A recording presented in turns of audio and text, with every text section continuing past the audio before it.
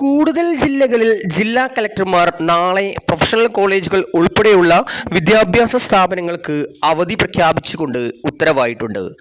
വിശദമായ വീഡിയോയിലേക്ക് കടക്കുന്നതിന് മുമ്പ് ഈ വീഡിയോ ആദ്യം ഒന്ന് ലൈക്ക് ചെയ്ത് കാണാൻ ശ്രദ്ധിക്കുക. ഉപകാരപ്രദമായാൽ നിങ്ങളുടെ സുഹൃത്തുക്കൾക്ക് ഷെയർ ചെയ്യാനും ഈ വീഡിയോ ഹൈപ്പ് ചെയ്യാനും അടുത്ത വീഡിയോയുടെ നോട്ടിഫിക്കേഷൻ ലഭിക്കുന്നതിനായി സബ്സ്ക്രൈബ് ചെയ്യുന്നതോടൊപ്പം നോട്ടിഫിക്കേഷൻ ബെല്ലൈക്കണിലെ ഓൾ ഓപ്ഷൻ എനേബിൾ ചെയ്യാനും മറക്കാതിരിക്കുക. നമുക്ക് നേരെ വീഡിയോയിലേക്ക് കിടക്കാം.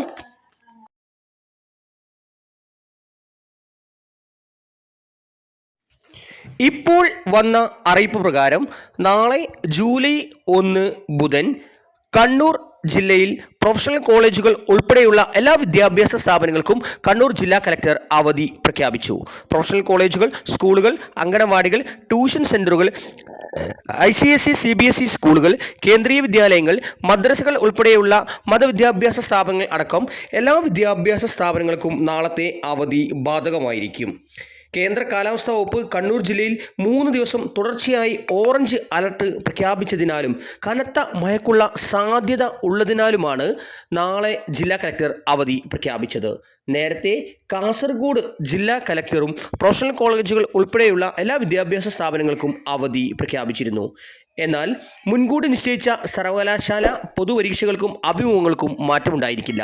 Thanks for